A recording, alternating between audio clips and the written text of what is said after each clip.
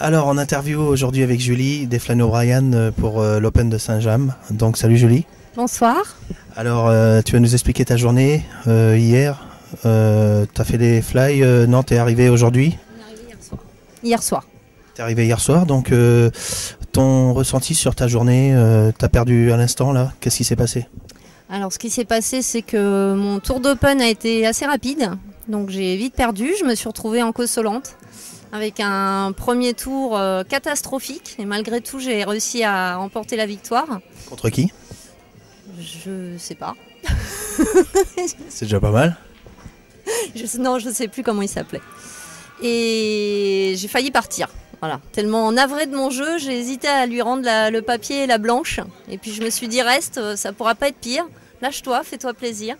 Oui, parce que t'es là pour ça avant tout. Voilà. Et donc du coup, le deuxième tour était très agréable. Bon, je rentre une noire en cours de partie.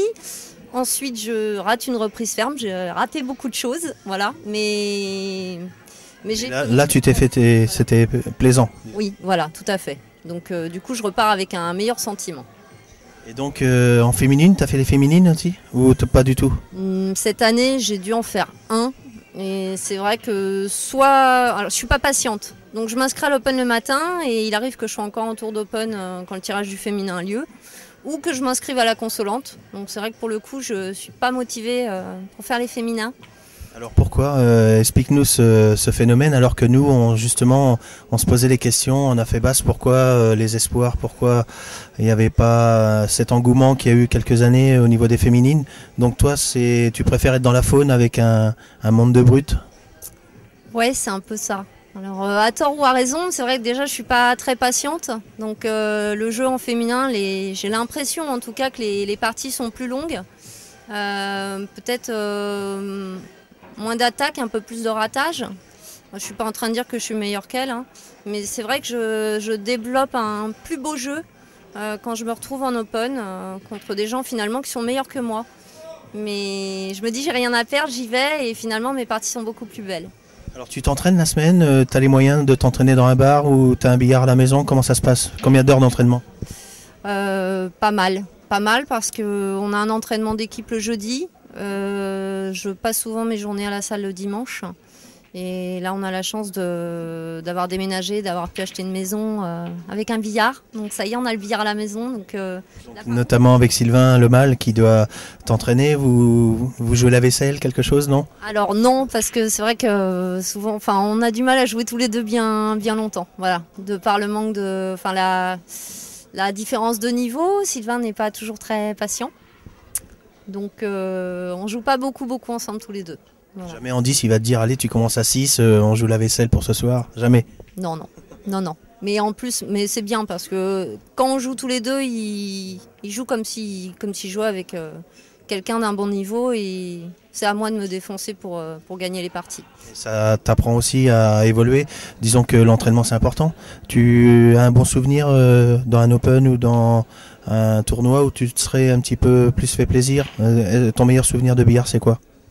Alors c'est bête, mais mon meilleur souvenir de billard, c'est mon tout premier match de championnat en élite l'année dernière.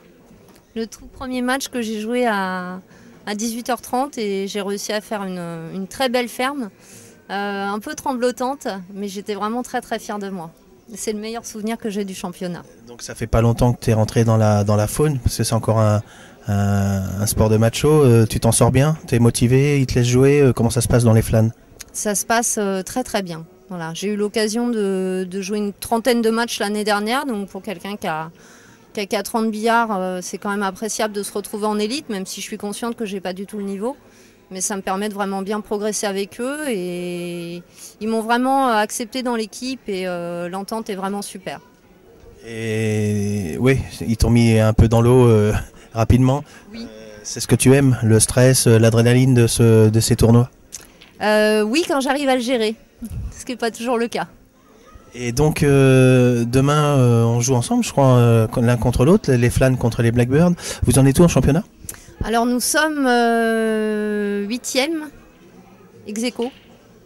Donc on joue le maintien. Donc là ça va être important demain. Demain c'est une journée très très importante. Et c'est peut-être aussi ce qui permettra, si on arrive à maintenir notre place, de jouer plus serein en deuxième partie de saison. Et puis peut-être justement, pour des joueuses comme moi qui ne jouent pas autant que les autres, de pouvoir jouer plus sereinement en deuxième partie. Oui, pour se libérer un petit peu. Voilà.